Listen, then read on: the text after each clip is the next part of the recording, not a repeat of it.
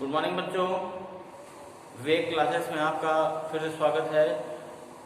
पिछली कक्षा में मैंने मोशन से संबंधित कुछ महत्वपूर्ण बिंदुओं पर चर्चा किया था। आज हम उसी के आगे बढ़ते हैं और चाल और वेग से संबंधित परीक्षा के लिए इम्पोर्टेंट कुछ बिंदुओं पर चर्चा करेंगे। जैसे हमने दूरी और विस्थापन से संबंधित कुछ महत्वपूर्ण बिंदुएं आपको बताया था और मैं आशा करता हूं आप लोग कॉपी पर नोट भी कर लिए होंगे। आगे है चाल और वेग से संबंधित कुछ महत्वपूर्ण, जैसा इसमें लिखा हुआ है, चाल और वेग से संबंधित important point for all competitive examination. ठीक है, देखो जिस तरह दूरी और विस्थापन मैंने बताया था कि दूरी धनात्मक होती है लेकिन विस्थापन धनात्मक, ऋणात्मक और शून्य भी हो सकता है। वैसे ही चाल और वेग में भी हम बताएंगे कि जो वेग है, वेग धनात्मक, ऋणात्मक अथवा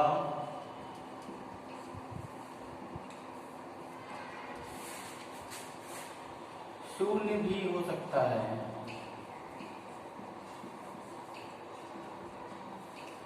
लेकिन चाल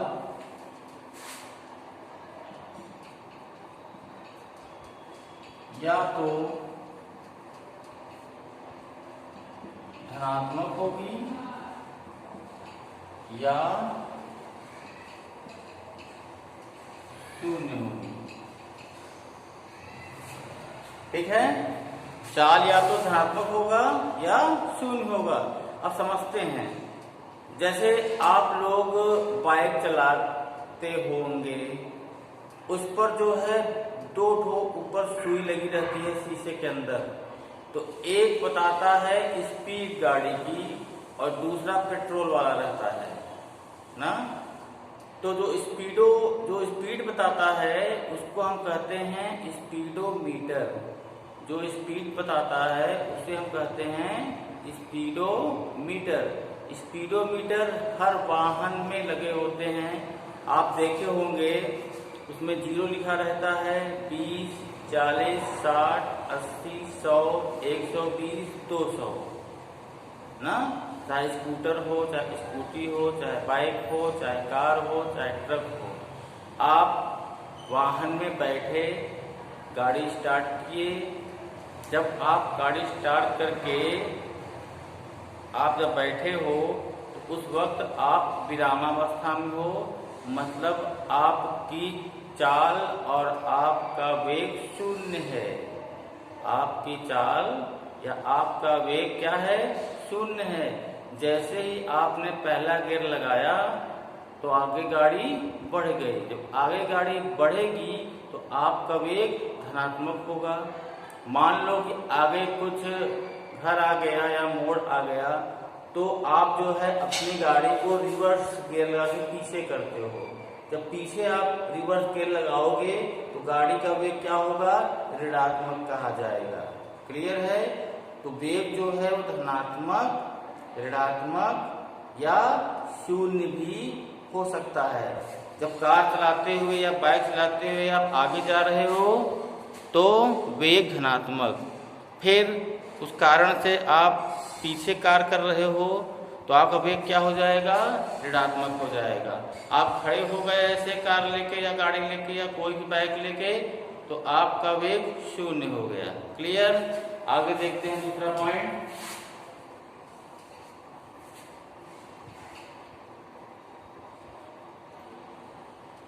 एक सरल रेखा के अंदिश, एक सरल रेखा के अंदिश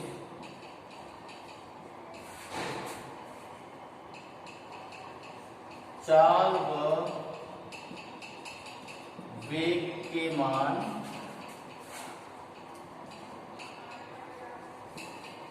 वेग के मान समान होते हैं या एक ही होते हैं। ठीक है। जो मैं ये पॉइंट लिखवा रहा हूँ ये इसलिए लिखवा रहा हूँ, परीक्षा में पूछ लेता है बहुविकल्पी में ही कि निम्नलिखित में से असत्य कथन पहचानिए। पूछता है ना, निम्नलिखित में से असत्य कथन पहचानिए। जब आपको ये पॉइंट्स याद रहेंगे तो आपको असत्य और सत्य का ज्ञान हो जाएगा। क्लियर। आगे देखिए तीसरा पॉइंट बहुत ही इंपॉर्टेंट है ये। यहाँ है किसी गतिमान वस्तु के लिए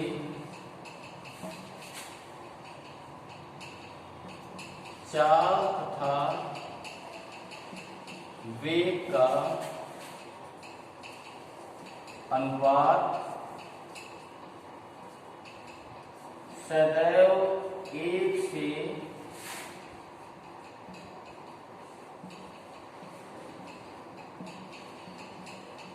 अधिक होता है या बराबर होता है, या बराबर होता है। ऐसे ही मैंने बताया था दूरी और विस्थापन के लिए।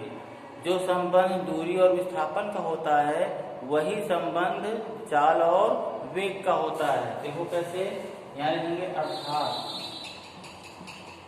अर्थात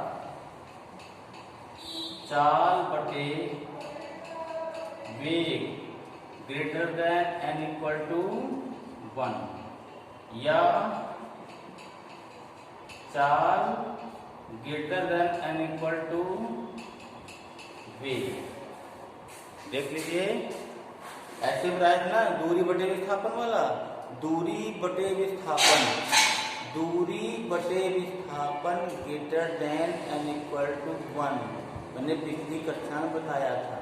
सेम वैसे ही है, देखो चाल बटे वेग greater than and equal to 1, या चाल greater than and equal to वेग को यहाँ कर देंगे, हो जाएगा ये।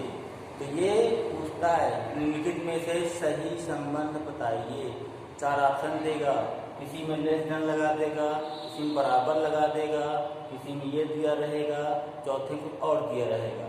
तो आपको ये चीज याद रहेगी तो आप गलत नहीं करोगे। क्लियर। आगे बढ़ते हैं।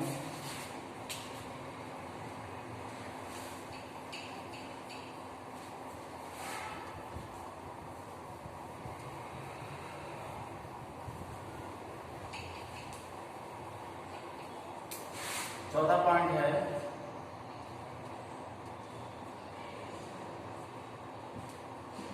किसी नियत त्वरण से गतिमान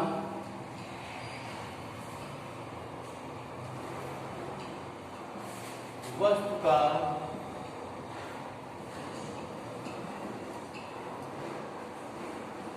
प्रारंभिक वेग वेक्टर u तथा अंतिम वेग वेक्टर v है, तो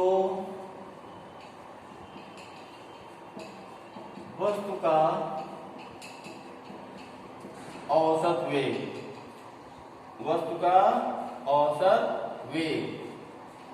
v वेक्टर, वेक्टर होता है क्या होता है, ये दिशा को दिखाता है।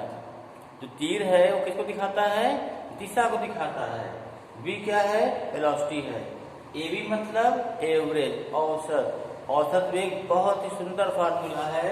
क्या है देखिए, स्मॉल u को स्मॉल v से जोड़ करके हम 2 से भाग दे देंगे। इस पर जो है न्यूमेरिकल पूछता है। अगर आपको ये सूत्र याद रहेगा तो आप 5 सेकंड में इसे सॉल्व कर लोगे।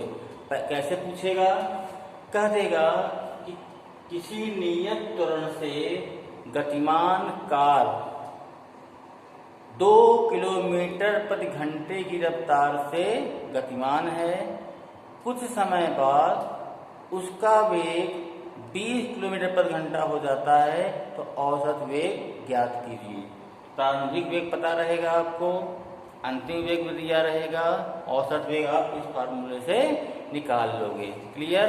इसके बाद एक बहुत ही सुंदर, देखिए बहुत इंपॉर्टेंट है ये, इन दोनों में से परीक्षा में आंकिक प्रश्न हमेशा पूछता है, चाहे जो परीक्षा हो।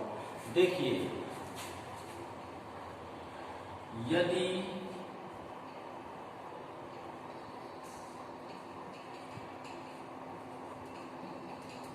किसी वस्तु का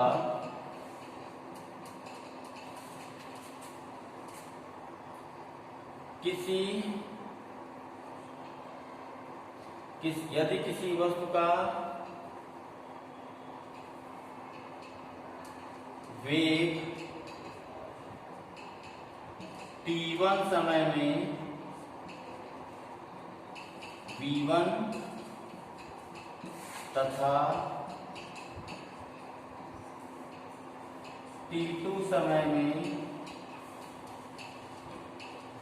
v2 हो जाता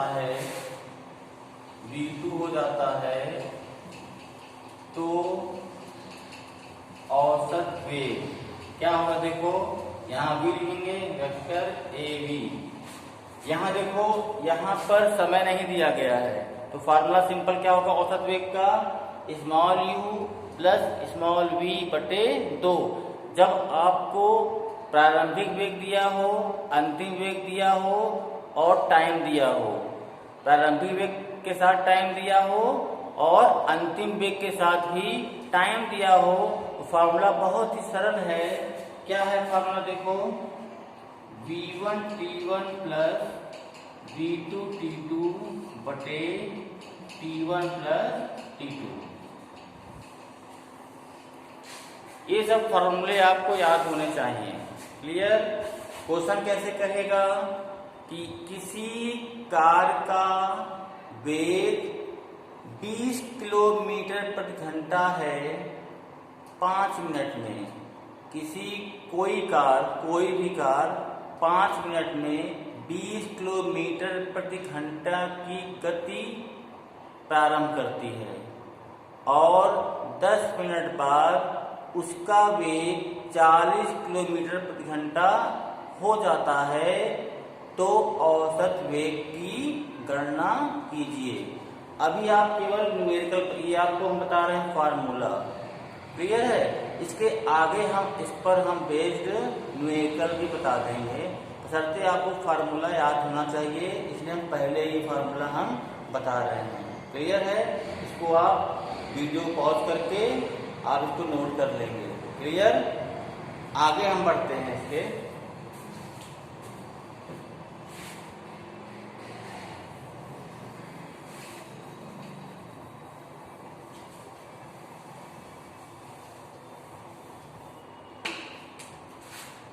त्वरण,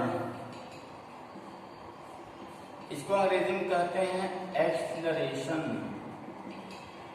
त्वरण जैसे इस तरह समझिए, जैसे आप बाइक पर बैठे, चाबी लगाए, फिर स्टार्ट किए, चलिए स्टार्ट से गाड़ी स्टार्ट हो गई, आपने क्लच दबाया, गियर लगाया और गाड़ी आगे बढ़ गई, तो 2 सेकंड में आपका वेग पहुंचा 20 किलोमीटर प्रति घंटा। फिर अगले सेकंड में आपका वेग 40 किलोमीटर प्रति घंटा हो गया। तो समय के साथ आपके वेग में परिवर्तन हुआ। समय के साथ आपके वेग में परिवर्तन हुआ। किसके कारण परिवर्तन हुआ? एक्सीलरेटर लेने से। क्या लेने से? एक्सीलरेटर। तो एक्सीलरेटर किससे मिलकर बना है? एक्सीलरेशन से। एक्सीलरेटर देखो, एक्सीलरेशन है ना, तो एक्सीलरेटर, इसका हिंदी होता है त्वरण, इसका हिंदी होता है त्वरित। त्वरित मतलब जो किसी भी वस्तु का वेग में परिवर्तन कर दे, जो किसी भी वस्तु के वेग में परिवर्तन कर दे, उसको हम त्वरण कहते हैं। क्लियर है? तो त्वरण क्या होगा? वेग परिवर्तन की दर को हम त्वरण कहते हैं। वेग परिवर्तन की दर को त्वरण कहते हैं। ठीक है?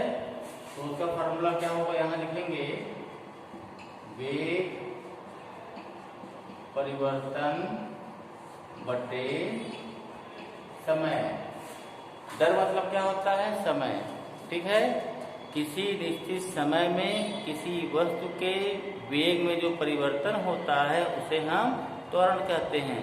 तो मान लो कि किसी कार का या गाड़ी का किसी वस्तु का प्रारंभिक वेग u है, अंतिम वेग v है। तो प्रारंभिक वेग हमेशा ही कम होता है, अंतिम वेग हमेशा ही अधिक होता है। ठीक है।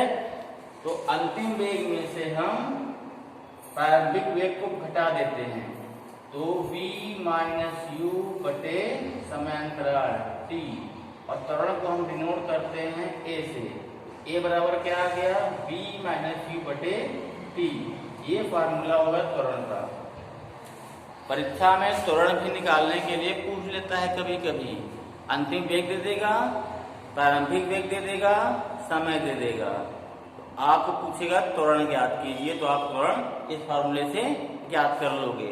अब देखो, अगर हम इसका गुणा यहाँ कर दें तो क्या आएगा? AT बराबर v माइनस यू। अब माइनस यू को यहाँ रखे रहें या इसको हम इधर कर दें। u को अगर इधर करेंगे तो ये हो जाएगा प्लस में, तो AT प्लस यू बराबर क्या हो गया? v, या v बराबर u प्लस AT। v बराबर u प्लस AT, ये गति का प्रथम समीकरण है। v बराबर u प्लस AT गति का प्रथम समीकरण है। ठीक है। अब देखो, पहला हो गया गति का समीकरण पहला। दूसरा,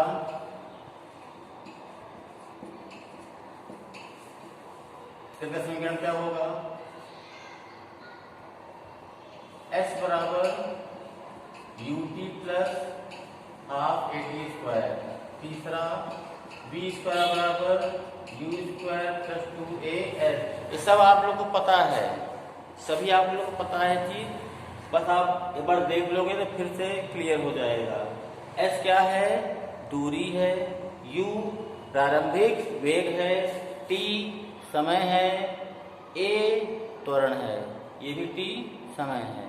तो फार्मूला अगर याद रहेगा, प्रारंभिक वेग दिया रहे, समय दिया रहे और पूछ ले दूरी ज्ञात कीजिए, तो अगर ये फार्मूला आपको याद है तो आप आसानी से सॉल्व कर दोगे।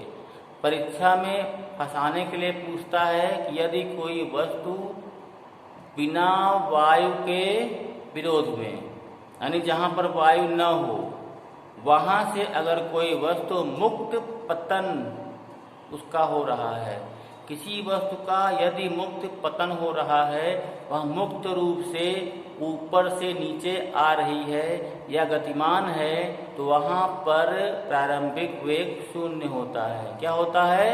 शून्य होता है।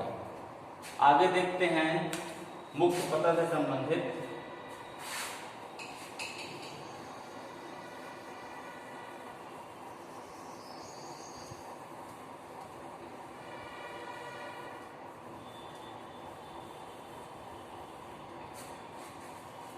तो मुक्त पतन में मैंने क्या बताया? जब कोई वस्तु मुक्त पतन जिस वस्तु का हो रहा हो, तो वहां पे प्रारंभिक वेग क्या होगा? शून्य होगा। लेकिन इससे पहले आप लोग ध्यान सुनिएगा कि यदि किसी वस्तु की गति ऊपर से नीचे हो रही हो या नीचे से ऊपर हो रही हो, यदि किसी वस्तु की गति ऊंचाई से नीचे की ओर हो रही हो या किसी वस्तु को हम नीचे से ऊपर को फेंकें, तो उस वक्त गुरुत्व के अधीन वस्तु गति करेगी। ठीक है। उस स्थिति में कोई वस्तु गुरुत्व के अधीन गति करेगी और उसका त्वरण क्या हो जाएगा? गुरुत्वीय त्वरण कहा जाएगा। उसका त्वरण क्या कहा जाएगा? गुरुत्वीय त्वरण, स्मॉल g कहा जाएगा। ठीक है। तो यहाँ लिख लें गुरुत्वाधीन गति, गुरुत्वाधीन गति। इसका मतलब क्या है? शब्दों में देखो, गुरुत्वाधीन गति, अगर इसका संधि विच्छेद करोगे तो क्या आएगा? गुरुत्व धन अधीन, गुरुत्व के अधीन। जो गुरुत्व के अधीन गति होती है उसे गुरुत्वाधीन गति कहते हैं। जैसे मार्कर है, इसको यहाँ से हम छोड़ दें तो नीचे आ रहा है, मतलब गुरुत्वाकर्षण के कारण ये नीचे गिरा, स्मॉल जी के कारण यह नीचे गिरा। ठीक है, तो जहाँ जहाँ ए है, इससे पहले जो समीकरण मैंने बताया था गति का 3 को, जहाँ जहाँ ए रहेगा वहाँ वहाँ क्या लिखेंगे, स्मॉल जी।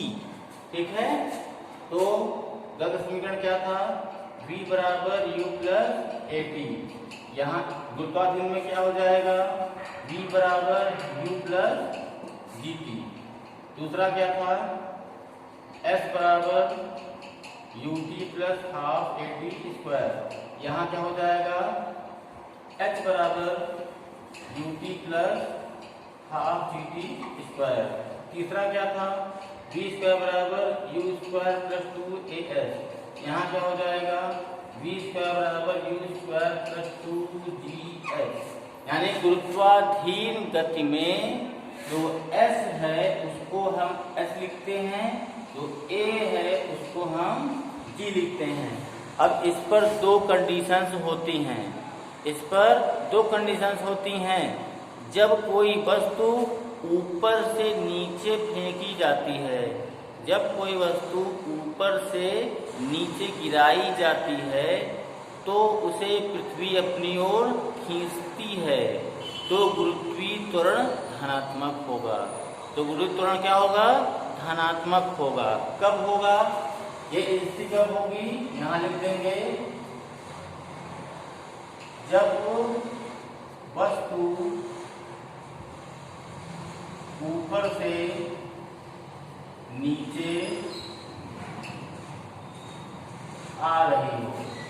जब वस्तु ऊपर से नीचे आ रही हो, जैसे मार्कर है, इसको छोड़ देंगे तो नीचे आएगा, तो गुरुत्वीय त्वरण के अधीन आ रहा है, तो स्मॉल जी क्या होगा, धनात्मक होगा। और इसके विपरीत अगर हम वस्तु को नीचे से ऊपर फेंकें, यह कोई बॉल लें, उसको हम ऐसे ऊपर फेंक दें, तो वह जो है गुरुत्वाकर्षण के विरुद्ध जा रहा है। जाना चाहिए नीचे, लेकिन हम ऊपर फेंक रहे हैं बल लगा करके, तो वह गुरुत्वाकर्षण के विरुद्ध जा रहा है, तो वहां स्मॉल जी क्या होगा, ऋणात्मक होगा। तो यहाँ पे लिखें, जब वस्तु नीचे से ऊपर फेंकी जाए तो एच हो जाएगा, और